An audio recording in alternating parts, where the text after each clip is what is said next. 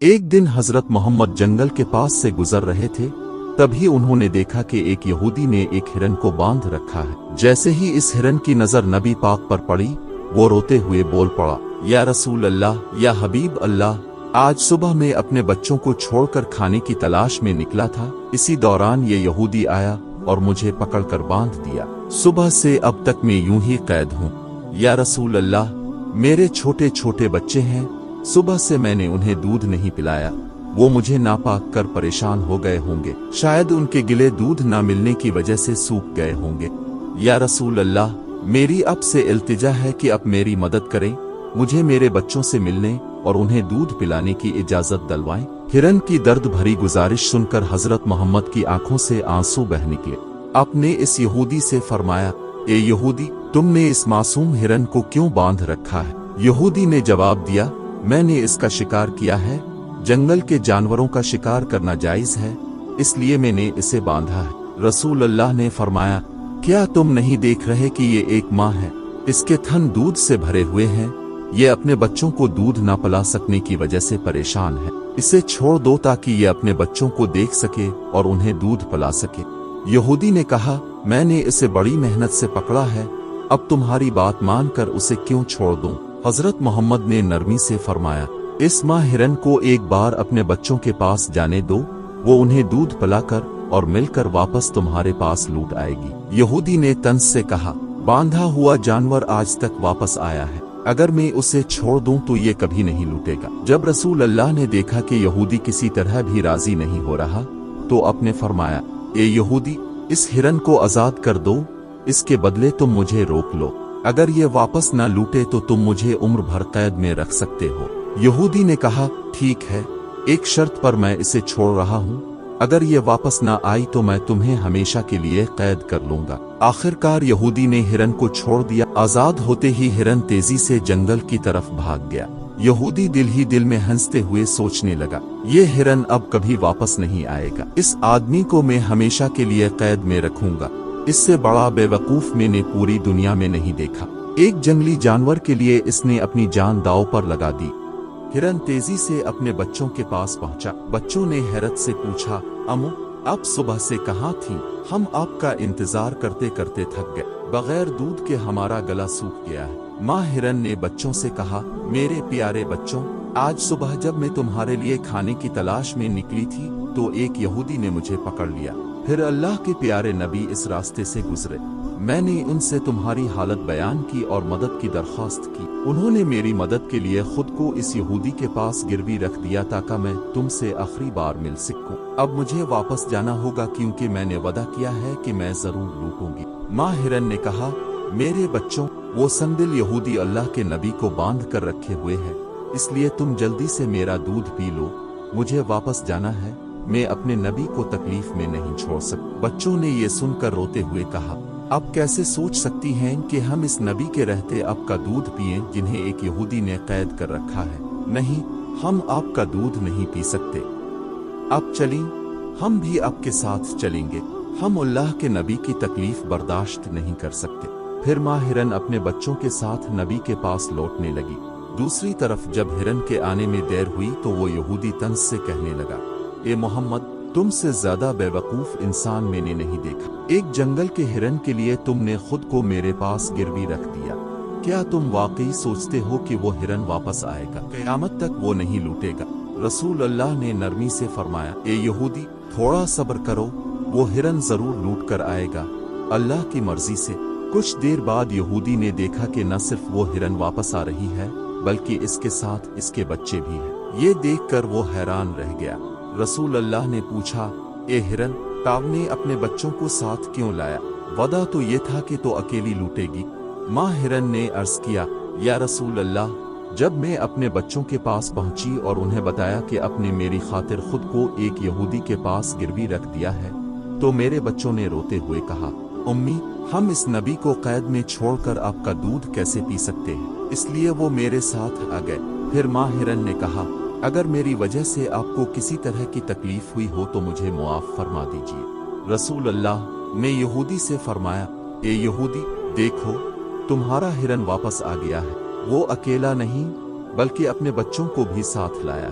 अब तुम उनके साथ जो चाहो करो, और याद रखो मैं सिर्फ इंसानों का नबी नहीं हूँ, मैं जंगल के जानवरों, परिंदों और पूरी कायनात का नबी हूँ। ये सुनकर यहूदी के दिल में नूर भर गया। वो रोते हुए बोला, या रसूल अल्लाह, या हबीब अल्लाह, जिस हिरन ने आपकी मोहब्बत में वापस लौट आया, मैं समझ गया कि आप अल्लाह के सच्चे नबी हैं। मुझे अपने हाथों से कलमा पढ़ाकर मुसलमान बना लीजिए। फिर वो यहूदी मुसलमान हो गया। कुछ अरसे बाद मदीना के एक छोटे से गांव में एक बूढ़ी औरत अपने घर के दरवाजे पर चुपचाप बैठी थी। इसके सामने कुछ सामान रखा हुआ था, जैसे कहीं जाने की तैयारी कर रही हो। चेहरे पर फिक्र की लकीरें, आंखों में बेचैनी और दिल में एक अनजाना सा खौफ था। वो बार बार उधर उधर देखती, जैसे किसी अनजाने खतरे से भागना चाहती हो। आहिस्ता आहिस्ता वो उठी, सामान उठाया और चलने लगी। कदम डगमगा रहे थे, सांस फूल रही थी।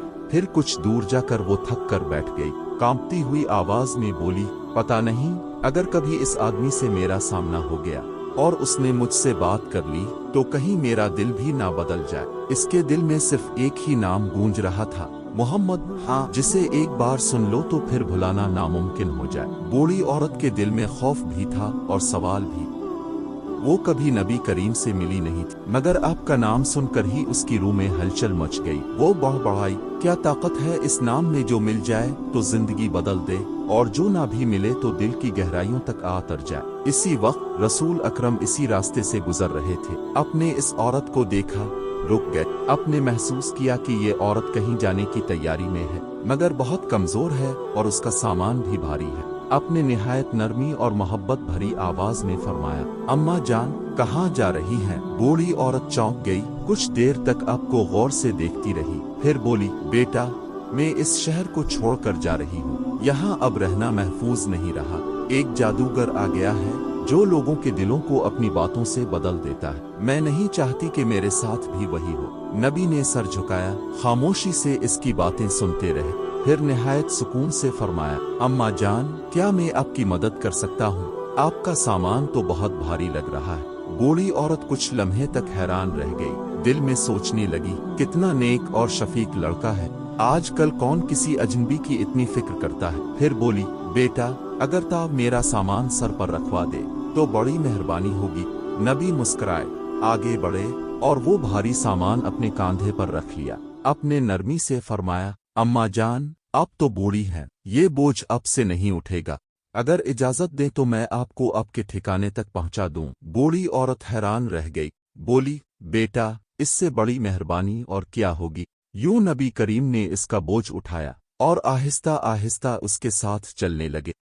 रास्ता तवील था। बूढ़ी औरत हाँप रही थी, मगर बातें कर रही थी और वो बातें सब नबी के खिलाफ थीं। वो कहने लगी, बेटा, एक बात सुन ले, अगर तू समझदार है तो ये शहर छोड़ दे। यहाँ एक खतरनाक जादूगर आ गया है जिसका नाम मोहम्मद है। वो कहता है कि वो नबी है, हमारे माबूदों को झुठलाता है और लोगों को गुमराह करता है। नबी खामोशी से सुनते रहे, चेहरे पर सुकून, दिल में रहमत। वो औरत फिर बोली, कहते हैं इसकी बातों में ऐसा जादू है कि जो एक बार सुन ले वो इसी का हो जाए। मैंने सारी जिंदगी अपने बुतों की पूजा की है। मैं नहीं चाहती कि बुढ़ापे में मेरा ईमान डगमगा जाए। मैं तुझे भी नसीहत करती हूँ बेटा, इससे दूर रहना। पूरी राह वो औरत यही बात दोहराती रही। नबी खामोश रहे, किसी बात का जवाब ना दिया। आखिर मंजिल आ गई। नबी ने निहायत एहतियात से इसका सामान जमीन पर रखा ताकि कहीं इसे तकलीफ ना हो। फिर चुपचाप वापस मुड़ने लगे। बूढ़ी औरत चौंक गई, बोली, बेटा, एक बात तो बता, तो है कौन? इतनी मदद की, नाम तक नहीं बताया। मैं तो सबको कहूंगी आज मुझे रास्ते में एक फरिश्ता मिला था। नबी मुस्कराया, नरमी से फरमाया, इमुआ है, नाम जानकर क्या करेंगी? आपका काम तो हो गया, यही काफी है। मगर वो बजिद हो गई, नहीं बेटा, मैं जरूर जानना चाहती हूँ। तो इतना शरीफ, इतना नर्म दिल है, तेरा नाम जरूर बता दे। नबी खामोश रहे, फिर आहिस्ता से फरमाया, अम्मा, जिसे अब पूरे रास्ते बुरा भला कहती रहे, जिसे अपने जादूगर, झूठा, फरेब देने वाला कहा, मैं वही मोहम्मद हूँ। बूढ़ी औरत जैसे पत्थर की मूरत बन गई। इसके लब कपकपाने लगे, आंखें फैल गईं, गला खुश्क हो गया। बोली, तुम ही मोहम्मद हो? नबी ने सर झुका लिया, मुस्करा कर फरमाया, हाँ अम्मा, मैं ही मोहम्मद हूँ। बूढ़ी औरत पर सकता तारी हो गया, इसकी आंखों से आंसू बहने लगे। वो कांपते हाथों से आगे बढ़ी, नबी के कदमों पर गिर गई। वर रोते हुए कहने लगी, मैंने रास्ते भर आपको गालियां दें, आपका दिल दिखाया, और आपने एक बार भी जवाब नहीं दिया, बल्कि मेरे लिए बोझ अलिफाटे आलिफ मेरी मदद की। क्या मुझे पहचान नहीं लेना चाहिए था कि सच्चा इंसान ऐसा ही होता है? नबी ने निहायत नरमी से फरमाया, इमुआ है, आपने जो कहा वो आपकी लाइल्मी में कहा। जो नहीं जानता, अगर उसे सब्र और मोहब्बत से समझाया जाए तो एक दिन जरूर हक को पहचान लेता है। बूढ़ी औरत के आंसू थमने का नाम नहीं ले रहे थे। फिर भराई हुई आवाज में बोली, मुझे झूठ सिखाया गया था, अब मैं समझ गई हूं कि तुम सच्चे हो, तुम अदल वाले हो, तुम यकीनन अल्लाह के भेजे हुए नबी हो। फिर इसने कांपती आवाज में मगर पूरे यकीन से कहा, मैं गवाही देती हूं कि अल्लाह के सिवा कोई इबादत के लायक नहीं, और मैं गवाही देती हूं कि मोहम्मद अल्लाह के रसूल हैं। यूं वो इस्लाम कबूल करके मुसलमान हो गई। कुछ दिन बाद नबी करीम अपने सहाबा के साथ खड़े थे। सब अदब से खड़े आपकी बातें सुन रहे थे। इसी दौरान दौर से गर्द उड़ती देखी गई। एक ऊंट तेजी से दौड़ता चला आ रहा था। जब वो करीब पहुंचा तो जैसे किसी खौफ में मुब्तला हो, नबी के पास आकर रुक गया। फिर आहिस्ता आहिस्ता अपना सर झुकाया और नबी के करीब आकर कुछ कहने लगा, जैसे कोई अपना दिल बयान कर रहा हो। नबी ने शफकत से फरमाया, पुरसुकून हो जा, अगर तो सच्चा है तो तेरा सच तुझे फायदा देगा, और अगर झूठा है तो तेरे झूठ की सजा मिलेगी। जो हमारी पनाह में आता है, अल्लाह इसे अमान दे देता है। सहाबा हैरत से देख रहे थे। एक सहाबी ने अर्ज किया, या रसूल अल्लाह, ये ऊंट क्या कह रहा था? आपने फरमाया, ये कह रहा है कि इसके मालिकों ने उसे ज़ह करने का इरादा किया है, इसलिए ये भाग आया और मेरी पनाह में आ गया। इतने में ऊंट के मालिक दौड़ते हुए पहुंच गए, पसीने में शराबूर, सांस फूली हुई। ऊंट ने जैसे ही उन्हें देखा, नबी के पीछे छप गया, जैसे बच्चा अपनी माँ के आंचल में पना लेता है। मालिकों ने अर्ज किया, या रसूल अल्लाह, ये हमारा ऊंट है, 3 दिन से भागा हुआ था, आज यहाँ मिल गया है। नबी ने फरमाया, ये तुम्हारे जुल्म की शिकायत कर रहा है, कहता है कि तुमने बरसों इससे काम लिया, गर्मी सर्दी में इस पर सवार होते रहे, मगर अब जब ये बूढ़ा हो गया है तो तुम उसका गोश्त खाने लगे थे। ये सुनकर वो सब शर्मिंदा हो गए, बोले, खुदा की कसम, आ रसूल अल्लाह, बात बिल्कुल वैसी ही है जैसी आपने फरमाई। आपने फरमाया का अच्छे खादिम की यही जजा है।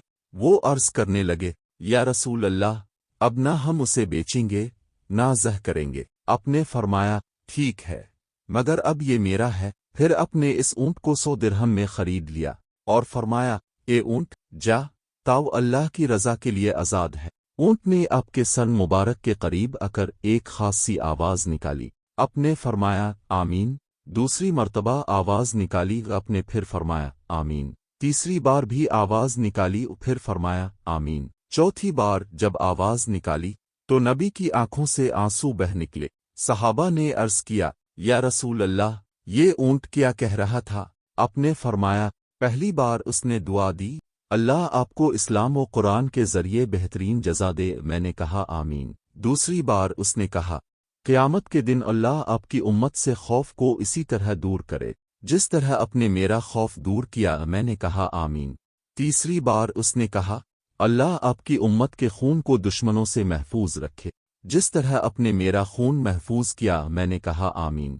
और चौथी बार उसने कहा, अल्लाह आपकी उम्मत के दरमियान कभी लड़ाई झगड़ा पैदा न होने दे। ये सुनते ही नबी की आंखों से आंसू बहने लगे। आपने फरमाया, मैंने भी यही दुआ अपने रब से मांगी थी। पहली 3 दुआएं कबूल हुईं, मगर चौथी दुआ मंजूर न हुई। जिब्राइल अलैहिस्सलाम आए और फरमाया, ये उम्मत आपस में लड़ेगी और उसी में फना होगी, क्योंकि जो कुछ होना है वो अल्लाह के कलम से पहले ही लिखा जा चुका है। ये सुनकर सहाबा के दिल बोझल हो गए। महफिल में सन्नाटा छा गया। नबी ने फरमाया, ए मेरे सहाबा, मैंने तुम्हें वो बात बता दी जो अल्लाह के हुक्म से मेरे सामने आई, लेकिन जो चाहे इस फितने से बच सकता है। कुरान को मजबूती से थाम लो, एक दूसरे से मोहब्बत करो और जुल्म से दूर रहो।